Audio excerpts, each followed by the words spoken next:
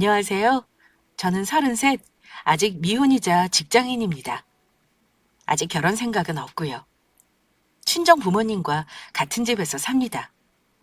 솔직히 말씀드리면 지금 현재는 미혼이지만 결혼은 한 번 했던 경험은 있어요.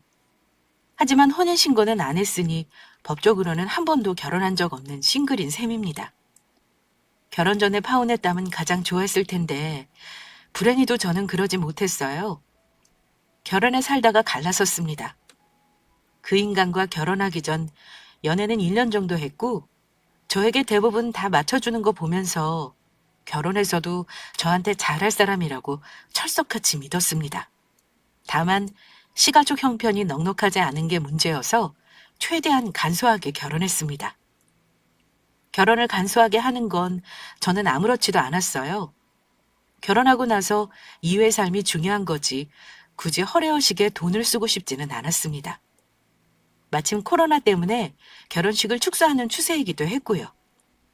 그 덕분에 그야말로 스몰 웨딩으로 결혼했습니다. 결혼할 때 우여곡절이 아예 없다면 거짓말이지만 적어도 결혼 전에는 시가 식구들이 저를 괴롭히는 일은 없었어요. 그런데 결혼하고 나서 제 예상과 너무나 다른 생활이 펼쳐지더라고요. 제가 왜 혼인신고도 하지 않고 초고속으로 갈라서게 되었는지 이유를 알게 되면 다들 놀라실 겁니다.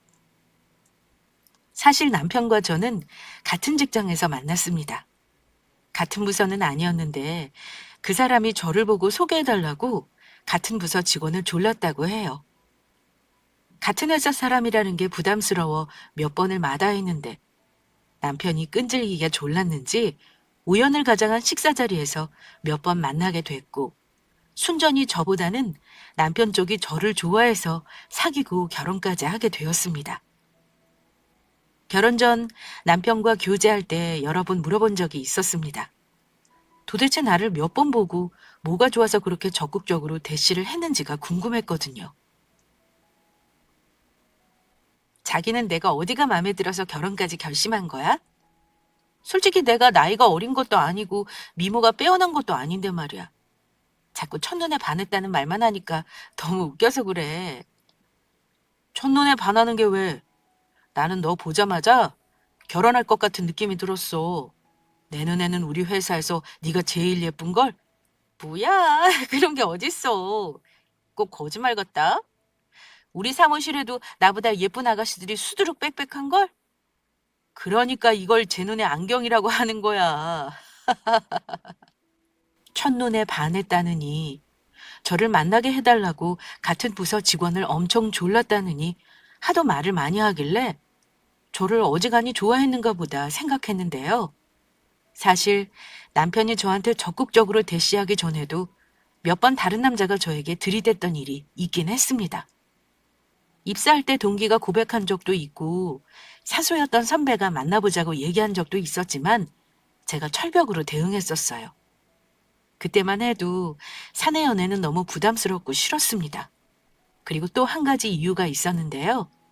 당시 저에 대한 왜곡된 소문이 회사에 퍼져 있었어요. 원래 대중교통을 이용하는 저지만 아침에 늦잠을 자는 바람에 딱 한 번 친정오빠 차를 얻어 타고 회사에 온 적이 있었습니다. 그런데 친정오빠가 전문직 소득자라 돈을 잘 법니다. 그때는 미혼이기도 해서 골프니 자동차니 이런 것들에 관심이 많았어서 차도 비싼 외제차를 끌고 다녔어요. 그런데 하필 회사 사람들이 제가 오빠 차를 타고 출근하는 걸 봤나 봐요. 그날 사무실 들어가자마자 누구 차를 타고 온 거냐, 오빠가 나이와 직업이 뭐냐, 집은 어디 사느냐 등등 호구조사에 시달렸습니다. 거짓으로 대답하기는 좀 그래서 대충 둘러대긴 했는데 나중에 그 말이 돌고 돌아 제가 엄청 부잣집 딸이고 부모님과 오빠가 전문직의 재력가라는 소문이 되어 저에게 돌아오더라고요. 그런데 아시겠지만 그런 소문은 본인인 내가 바로잡는 게 더 웃기는 일입니다. 그냥 가만히 있어서 이치게 만드는 게 가장 현명한 거죠. 직접 물어보는 사람들에게는 소문이 사실이 아니라고 해명했지만 제가 회사 로비에서 내 소문은 사실이 아니다 라고 외칠 수도 없는 노릇이라 그냥 가만히 있을 수밖에 없었습니다. 시간이 지나고 자연스레 직장 동료들 입에 오르내리는 일은 없어졌다고 생각했습니다. 하지만 소문이라는 건 절대 완전히 잊히지 않는다는 걸 몰랐네요. 저에 대한 그 소문이 인생에 미친 영향이 생각보다 컸으니까요. 그리고 솔직히 말씀드리면 회사에 퍼진 소문처럼은 아니지만 친정집이 못 사는 편은 아니에요.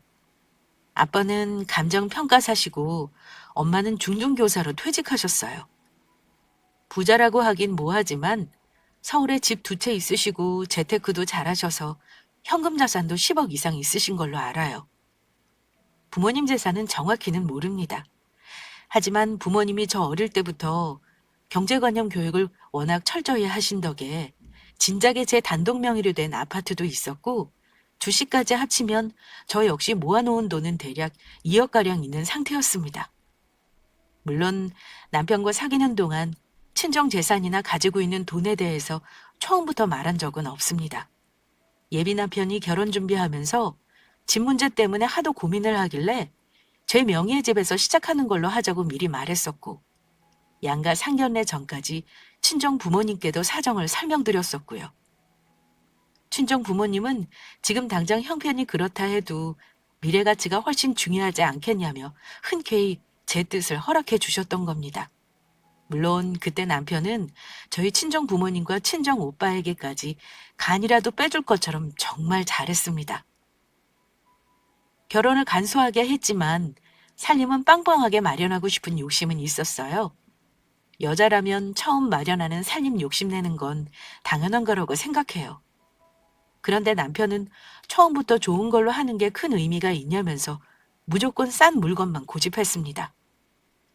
결혼 전까지 크게 의견 차이는 없었는데 그때는 조금 서운하다는 생각이 들어서 다투기는 했어요.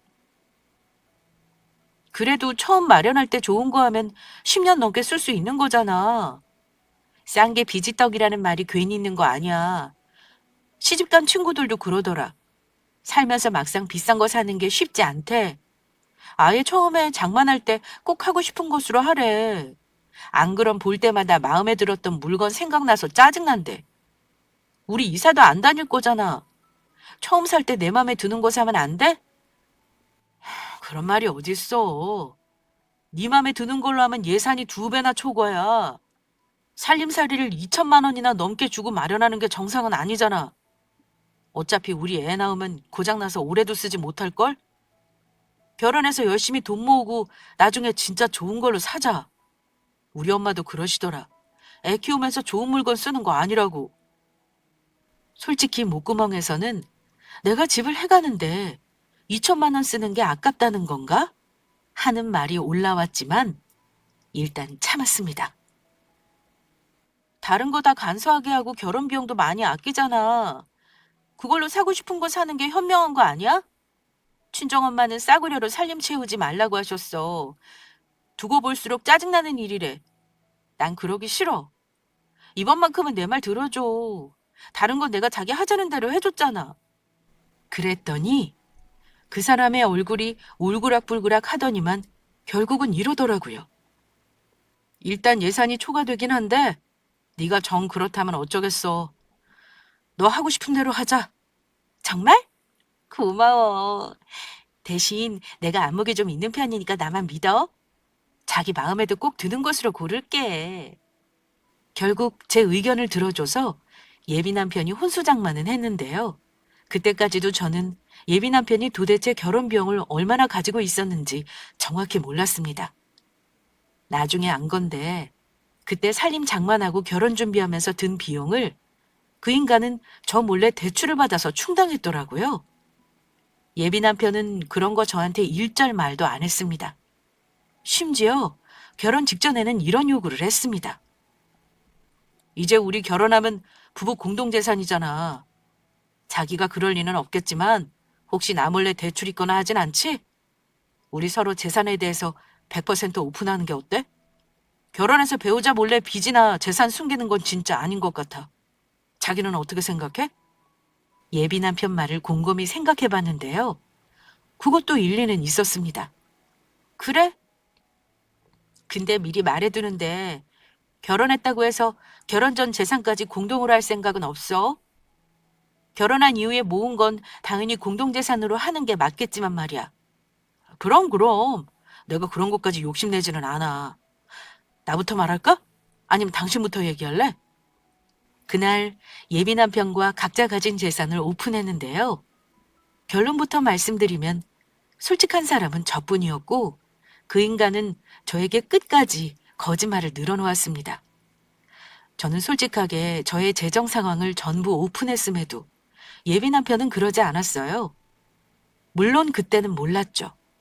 저한테 통장 계좌를 보여준 건 없었으니 그 사람이 하는 말을 그대로 믿었습니다. 그때가 결혼 일주일 전이었습니다. 만약 예비 남편이 거짓말을 하지 않고 본인 재정 상태를 다 오픈했다면 글쎄요. 아마 파혼으로 끝났을 수도 있었을 것 같습니다. 저에게 거짓말을 했던 그 인간 때문에 파혼의 기회를 날린 게 두고두고 괘씸하긴 합니다. 아무 문제 없을 것 같았던 결혼 생활은 신혼여행에서 돌아온 직후부터 문제가 생기기 시작했습니다. 결혼 전까지 이런 시어머니 없다 할 정도로 잘해주시고 착한 줄 알았던 시어머니였는데 뭔가 달라지시더라고요. 원래 아들아들 하는 건 결혼 전에도 알고는 있었습니다. 그렇다고 저를 무시하거나 막대하는 분은 아니셨는데 자기 식구 됐다고 생각했는지 저를 함부로 대한다는 걸 느낄 수 있었습니다. 결혼 직후 시댁 모임이 있을 때 저에게 이런 말씀을 하셨는데요. 이제 너는 우리 김씨 집안 여자야? 결혼 전에는 공주처럼 살았는지 몰라도 이제는 며느리로서 아내로서 우리 집 식구 역할을 잘해줬으면 한다. 내 말 무슨 말인지 알아듣지? 저는 며느리로서 잘했으면 좋겠다는 당부의 말로 알아듣고 대답했습니다. 네, 어머니. 제가 살림이 아직 서툴러서 많이 부족한데요. 어머니께 많이 배우겠습니다. 얘는? 나한테 뭘 배우라는 소리가 아니야. 내가 너한테 가르칠 게 뭐가 그리 많겠니? 그저 이 집안 맏며느리로서 앞으로 잘 이끌어주면 되는 거다. 너 알다시피 우리 집은 너희 친정처럼 떵떵거리며 사는 집은 아니야. 그건 너도 우리 아들에게 들어서 알고 있을 거다.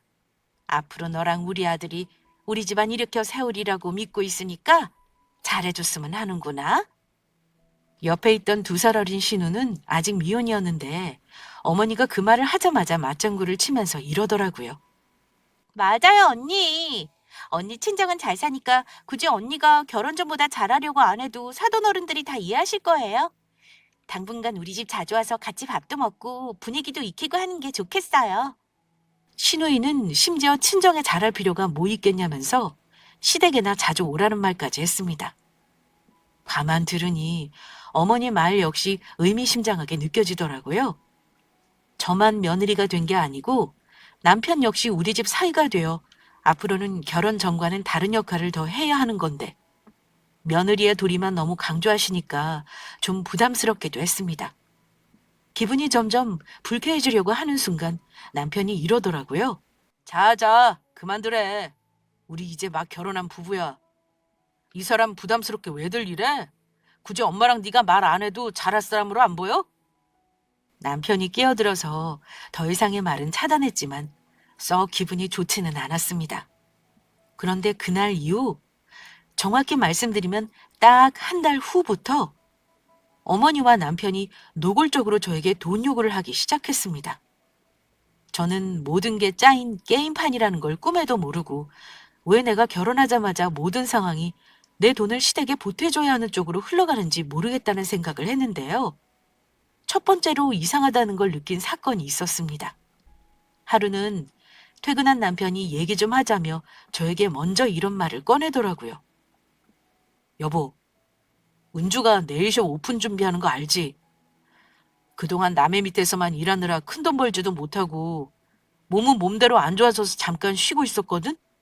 근데 괜찮은 가게 자리를 보고 왔나 봐. 보증금 5천에 월세가 150이라는데 위치가 딱 상가 1층 모퉁이에 너무 좋더라고. 그래? 잘 됐네. 뭐든 자기 사업을 해야 돈을 버는 건 맞아. 계약은 했대? 아, 근데 계약금이 문제지. 자리가 너무 마음에 들어서 계약금을 덜컥 붙였는데 문제는 보증금이 좀 모자란가 봐. 아니, 아가씨는 나이 30이 넘어서 보증금 할 돈 5천만 원이 없는 거야?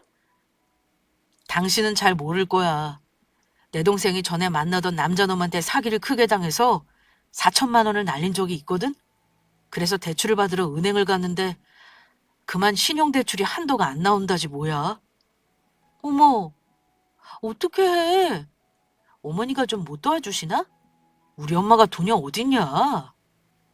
여보, 그래서 말인데 당신이 이번에 3천만 원 정도만 도와줄 수 있을까? 물론 그 돈은 보증금으로 들어가는 거니까 어디 도망가는 돈 아니잖아. 대신 3천만 원에 대한 이자는 당신한테 매달 주라고 할게. 남편은 기다렸다는 듯 저에게 돈을 해달라는 부탁을 하더라고요. 뭐?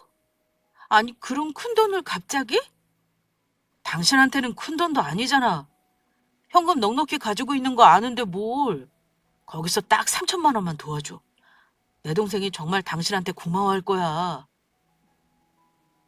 결혼한 지 2달도 채 안 돼서 대뜸 시누이 가게 보증금을 3천만 원이나 도와주라는 이 상황이 좀 이상했습니다.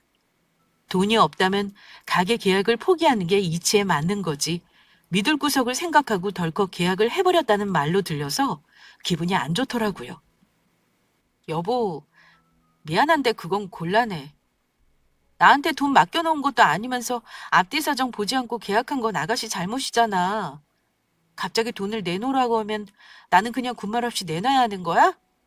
이건 경우가 아니지. 3천만 원이 네 집 애 이름도 아니잖아. 아이, 이자 매달 준다는데도 그래? 그리고 당신 그 많은 돈 중에서 그거 좀 빼준다고 거덜나는 것도 아니면서 가족끼리 왜 그래?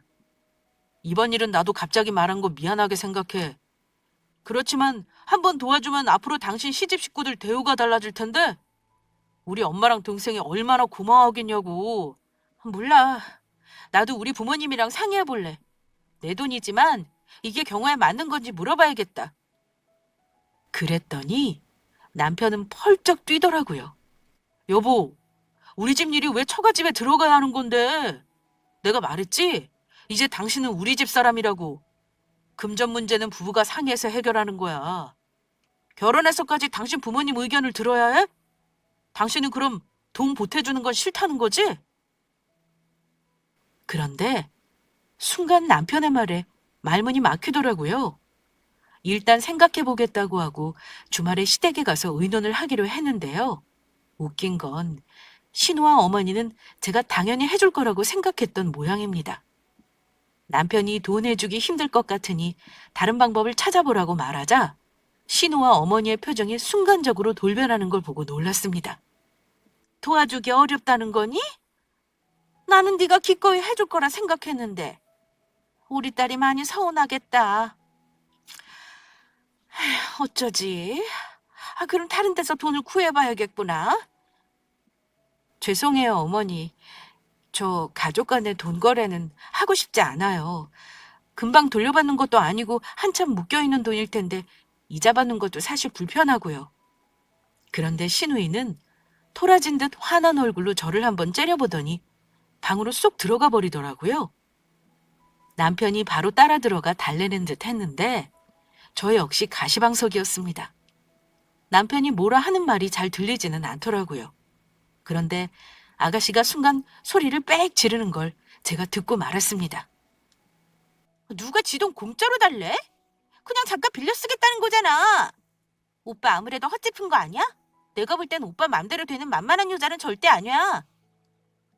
뒤에서 뭐라고 하는지 다 듣지는 못했지만 여기서 지 돈이라고 하는 건 제 돈을 말하는 게 분명했죠. 그리고 무슨 헛다리를 짚었다는 건지 신우이가 하는 말 듣고 불쾌함을 넘어 화가 나더라고요. 그렇다고 제가 토라져서 와버릴 수는 없는 노릇이니 돈 해달라는 것만 예의 바르게 거절하고 집으로 와서 남편과 다퉜던 기억이 납니다. 그날은 제가 남편에게 사과는 받았어요. 그리고 다시는 제 돈을 사전에 의논도 하지 않고 급하다는 핑계로 요구하는 일이 없게 해달라고 부탁했습니다. 하지만 그런 부탁이 무색하게도 그 일이 있고 나서 어머니는 점점 더 노골적으로 저에게 많은 걸 요구하셨습니다. 그즈음 제가 다른 회사로 이직을 했는데 너무 운이 좋게도 예전보다 많은 연봉을 받는 조건으로 일하게 되었어요.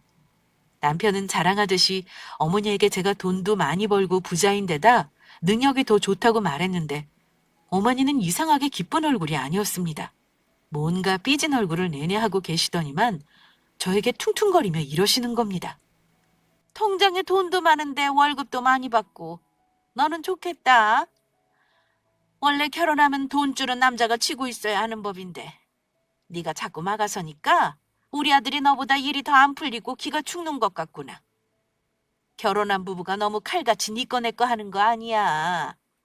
너희 친정에서는 그러고 살았는지는 몰라도 우리 집에서는 안 그런다. 우리 집은 서로 어려우면 네 돈 내 돈 따지지 않고 서로 돕고 살았어. 저번 일은 갑작스러워서 네가 그랬다고 하지만 앞으로는 너도 네 일 아니라고 딱 자르는 거 앞으로 그러지 말았으면 해. 어머니가 서운하신 건 알아요. 하지만 저도 결혼하자마자 그런 돈을 해달라고 한 건 당황스러웠어요. 그때도 말씀드렸지만 가족 간의 돈 거래는 안 하는 게 좋다고 생각하거든요. 아유, 알았다. 아무튼 내 말은 가족끼리 너무 딱 잘라 계산적으로 하지 말라는 거니까 그것만 알아두고 있어. 어머니 말은 장황했지만 한마디로 이런 거였죠. 앞으로는 따지지 말고 돈 필요하다고 하면 내놓으라는 말이었습니다.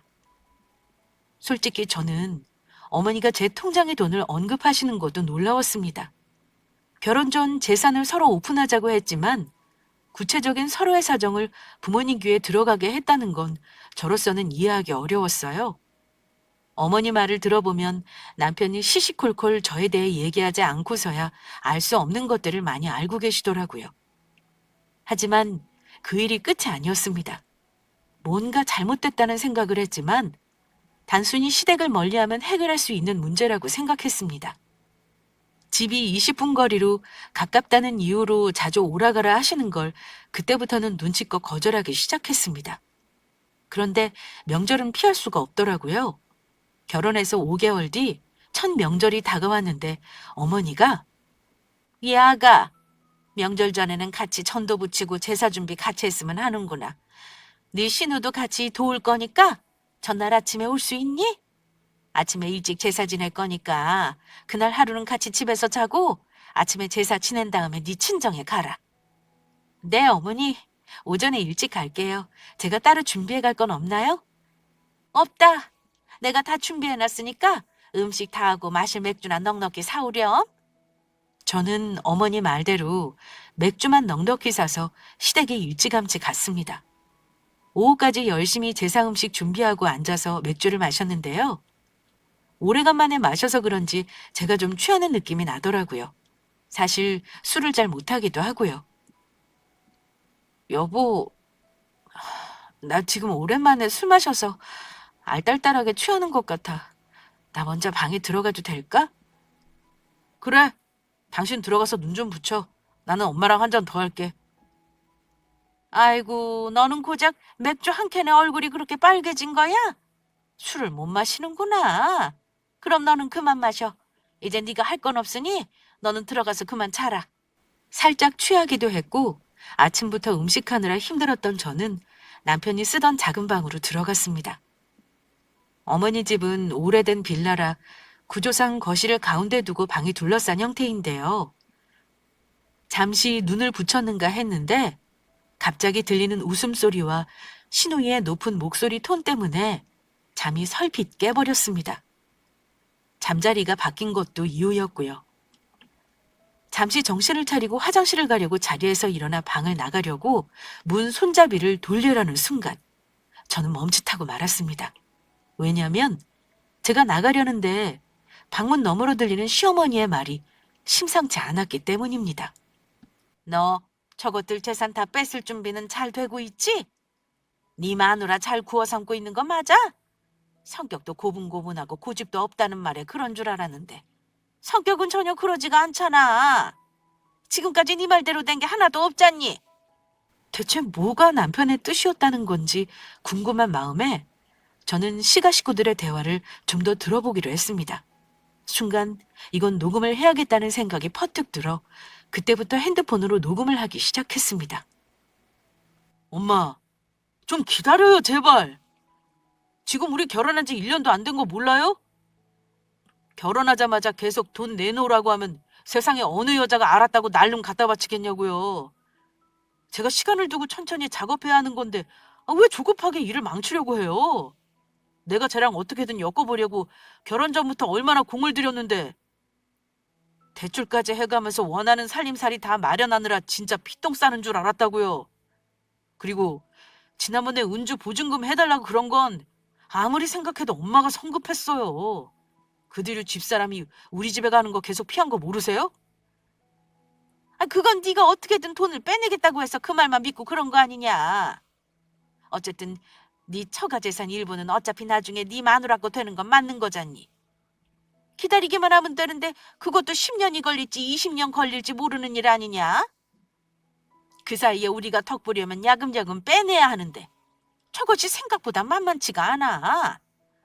오빠, 나한테 좋은 생각 하나 있는데 들어봐. 이 집 말이야. 너무 오래 살기도 했고 오래돼서 엄마가 살기 불편하다고 이사 가야 할 것 같다고 세연이한테 말해봐. 근데 매매대금 빌라 팔아도 모자라니까 돈 보태달라고 하는 게 어때? 나중에 공동명의로 해주겠다고 말이야. 그럼 적어도 돈 뜯긴다는 생각은 안 할 거 아니야. 물론 나중에 공동명의 해도 언니 인가만 있으면 단독명의로 돌리는 거 식은 죽 먹기야. 어때? 내 생각이? 이런 식으로 조금씩 조금씩 언니 돈 빼내고 우리도 덕 좀 부자. 오, 좋아. 그럼 엄마 이번 기회에 진짜 이사 가는 게 좋겠네요. 내가 당장 빌라 부동산 내놓고 아파트 알아볼게요. 그래. 나는 말만 들어도 좋다. 집이 빨리 안 팔릴 텐데 어쩐다니?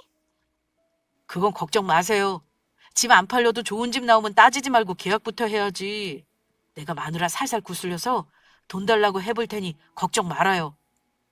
저는 시가 식구들의 대화를 녹음하면서도 손이 덜덜 떨려왔습니다. 마치 저 혼자 내 편이 아무도 없는 적진에 들어가 있는 느낌이었어요. 저 집 식구들 얼굴 보는 게 소름 끼쳤습니다. 추측해보면 남편 놈은 결혼 전부터 저에게 고의로 접근을 했던 것 같았습니다. 아마도 회사에 떠돌던 제가 부잣집 딸이라는 소문도 그 인간이 저에게 접근하게 만든 이유가 되었던 것 같습니다. 그제야 이해가 가더라고요. 결혼하자마자 저에게 시누이 보증금이며 이런저런 돈 요구를 한 것들이 그냥 사소한 일이 아니었던 거죠. 그 집 식구들은 전부 한통속으로 저의 재산만 빼갈 생각을 하고 있었던 겁니다. 저는 모든 대화를 녹음한 후 그대로 자리에 누웠고 1시간쯤 후 남편이 제가 자는 줄 알고 옆에 눕더군요.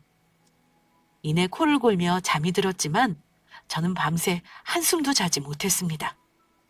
다음 날 저는 어머니가 시키는 대로 제사를 지내고 뒷정리를 한 후 친정으로 왔습니다. 차마 부모님께는 말이 안 나오더라고요.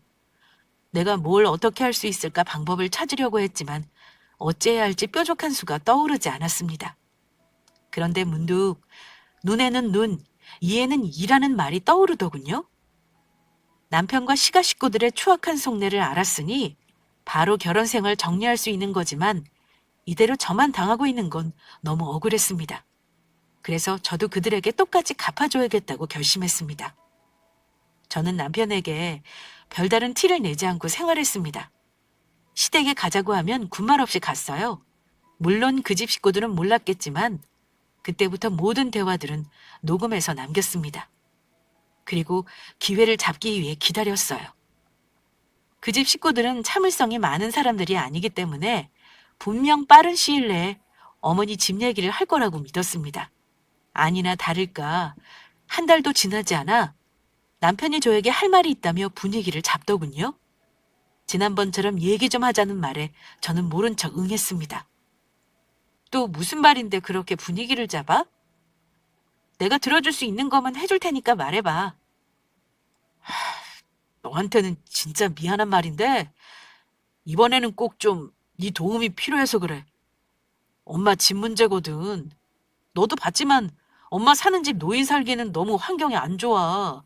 배관도 너무 오래됐고 무엇보다 엘리베이터가 없으니 엄마가 너무 힘드시대. 그래서 이번 기회에 집을 팔고 이사 가게 해드리고 싶어. 음, 그렇긴 하지. 어머니가 나이 더 들면 오르내리기 힘드실 것 같긴 해. 사실은 엄마가 봐둔 집이 있으시대. 집값이 조금 비싸긴 해도 나중에 떨어지진 않을 테니까 그 집을 사놓고 싶거든. 근데 돈이 없다 이거지? 빌라가 내놓는다고 빨리 팔리는 것도 아닐 테니 말이야? 맞아. 당신 역시 눈치가 빨라서 내 말을 잘 알아듣네. 이번에 도와주면 아파트 명의 당신이랑 어머니 공동 명의로 해줄게. 그럼 당신이 손해보는 거 없잖아. 그래? 나쁘지는 않네. 내 명의로 한다니까 마음도 놓이고. 얼마 정도 도와주면 되는 거야? 그게 좀 많아. 아파트가 4억 정도 하더라고. 당신이 2억 정도만 보태줄 수 있어? 어쩜. 제가 가지고 있는 현금 자산을 딱 맞춰서 말하는지 기가 막혔지만 모른 척하고 저는 진행하라고 했습니다. 좋아. 대신 지금 말한 공동명의로 해주겠다는 약속 지켜. 근데 빌라가 팔리고 나서 잔금 날짜 맞춰 계약하는 게 낫지 않아? 덜컥 계약했다가 나중에 계약금 못 돌려받으면 어쩌려고 그래? 괜찮아. 그 집 놓치면 안 돼. 일단 계약해놓고 잔금 날까지 무조건 팔아봐야지. 시세보다 싸게 내놓으면 금방 팔리니 걱정 마. 제가 돈을 보태주겠다는 말은 득달같이 시어머니 귀로 들어가더군요. 다음날 시어머니가 바로 전화가 와서는 공지사를 하더라고요. 네가 이제는 진짜 우리 식구 되기로 마음먹었구나. 진작에 이렇게 해줬으면 얼마나 좋으니. 암튼 네 덕에 이제는 나도 좋은 집에 한번 살아볼 수가 있겠구나. 고맙다 고마워. 네, 어머니가 좋아하시니 저도 좋네요. 이제 어머니 빌라만 빨리 팔리면 되겠어요? 내가 부동산에 3천만 원 싸게 내놓을 테니 빨리 팔아달라고 했어. 아마 금방 팔릴 거다. 남편과 시어머니, 시누이는 그날 이후 연신 싱글벙글이었고 저에게도 인위적이라 할 정도로 너무 심하게 잘해주더라고요. 하지만 신나 보이는 시가 식구들과 달리 저는 속으로 칼을 갈고 있었습니다. 잔금 치르는 날 크게 한 방 먹일 것만 기다리고 있었어요. 그날 이후 저는 남편 모르게 갈라설 준비를 하기 시작했습니다. 어머니 말대로 시세보다 싸게 내놓은 집은 2달도 안 되어 팔렸습니다. 어머니 이사 날짜는 한 달 후였는데 시간은 금방 흐르더군요. 어머니는 이사하는 게 신나서 집에 있는 오래된 물건은 다 버리고 새 물건으로 사겠다고 하시더라고요. 마침내 어머니가 아파트로 입주하는 날이 다가왔는데요. 어머니 이사 전날 남편이 몇 번이고 확인하는 겁니다. 여보, 내일 잔금 치르는 거 알지? 부동산에서 전주인하고 만나기로 했어. 당신 미리 돈 빼놓는 거 잊지 마. 금액 크니까 이체 한도도 풀어놓는 게 좋을 거야. 내일 나랑 같이 부동산 갈 거지? 여보. 미안한데 같이는 못 갈 것 같아. 내일 오전에 급한 일이 있거든? 시간 알려주면 바로 부동산으로 갈게. 그럼 12시까지 와. 잔금 치러야 이삿짐 넣을 수 있어. 최대한 빨리 와줘. 알았어. 드디어 내일이구나. 내일은 당신 식구들이 인생에서 절대 못 잊을 날이 되겠네? 그렇지 뭐. 어머니랑 운주가 엄청 기대하고 있어. 이게 다 당신이 도와줘서 가능한 거지. 정말 고맙다. 저는 남편의 고맙다는 말에 씁쓸하게 웃었을 뿐 아무런 대답도 하지 않았습니다. 어머니는 아침 일찍 새로 들어오는 집주인을 위해 짐을 빼는 것 같더라고요. 남편이 이사를 돕느라 시댁에 가 있었고 저는 그날 아침 일찍 친정으로 왔어요. 그리고 부모님께 모든 사실을 말씀드렸습니다. 오늘이 아마 그 인간 가족과 보는 마지막 날이 될 거라고요. 부모님은 제 말을 듣고 처음에는 믿으려 하지 않으시더라고요. 하지만 제가 녹음된 걸 들려드리고 나서는 굉장히 노하셨습니다. 얼마 후 부동산에서 보기로 한 시간을 5분 넘기자 남편에게 전화가 왔더라고요. 당신 뭐해? 오늘 12시에 잔금이잖아. 빨리 와. 지금 다들 당신만 기다리고 있어.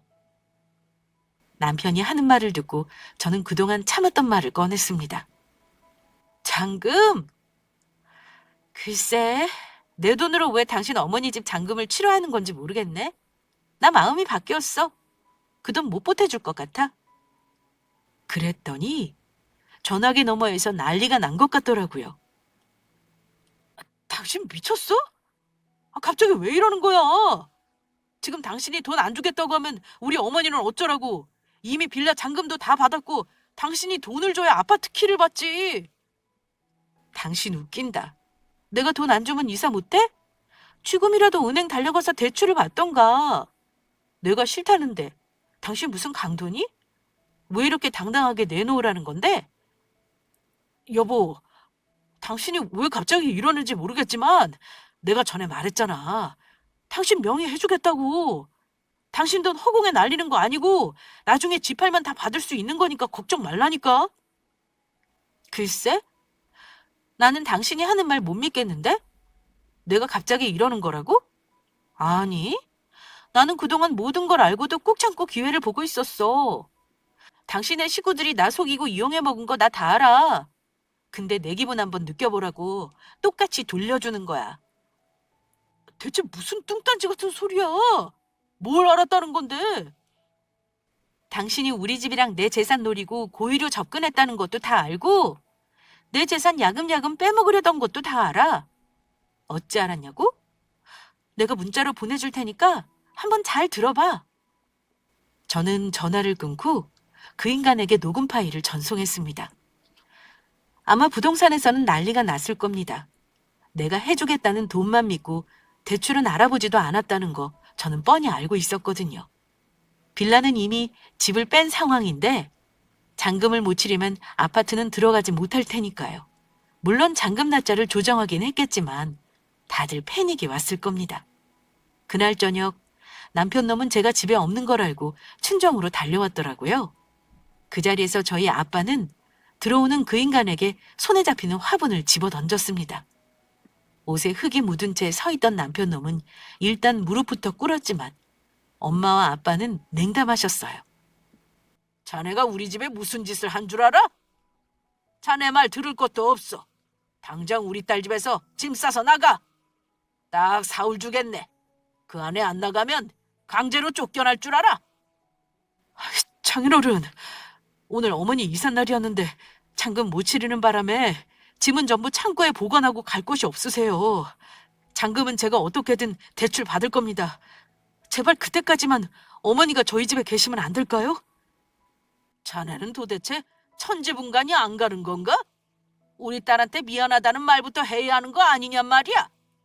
이런 상황에서 우리 딸 집에 어머니랑 같이 있겠다는 말이 나와?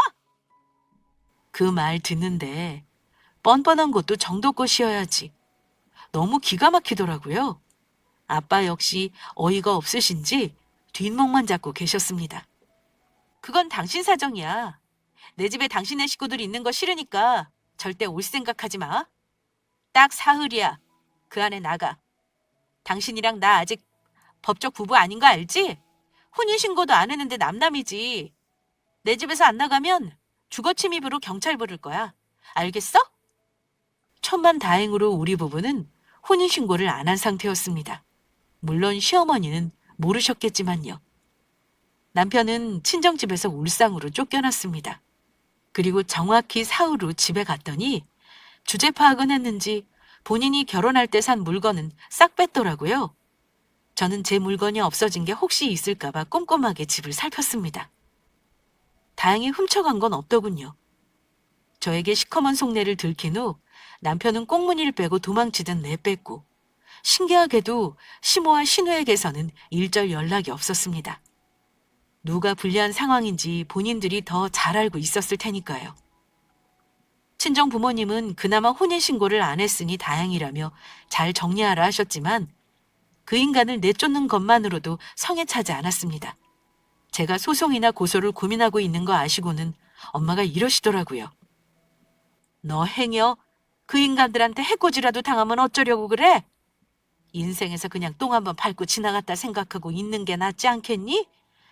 엄마도 하나지만 왜 가만히 있는 거겠어? 다 너 잘못될까 봐 걱정되니까 이러는 거야. 너도 똑같이 그 인간을 약 올렸다며. 그걸로 만족하자, 응? 엄마, 그래도 가만히 이대로 정리하는 건 아닌 것 같아. 그 인간이랑 그놈 가족들 아마 다른 사람한테 또 사기칠 게 뻔해. 나는 너무 큰 배신을 당했는데 겨우 그 정도로 넘어가라고? 아니, 나는 내가 할 수 있는 거 최대한 다 할 거야. 알아보니까 혼인신고가 안 되어 있어도 혼인관계 파탄에 대한 책임은 상대에게 물을 수 있다고 하더군요. 철저하게 계획적으로 저에게 접근했고 사기성 있는 결혼이라고 생각했던 저는 변호사를 찾아가서 상담을 받았습니다. 물론 제가 녹음해 놓은 대화가 결정적인 증거였으니 다른 증거는 필요하지도 않았습니다. 혼인신고 안 했지만 결혼식 올린 거 비용 처리한 거랑 내 돈이랑 부모님 돈 들어간 거 이체 내역 등 첨부해 손해배상 청구를 했고 동시에 위자료도 청구했습니다. 그렇게 전 남편 놈과 끝낸 후 1년이 지났지만 소송은 아직도 진행 중이긴 해요. 하지만 끝까지 해서 그놈이랑 그 일가를 혼내줄 생각입니다. 제가 승소하면 그놈 월급을 압류해서라도 다 받아낼 겁니다.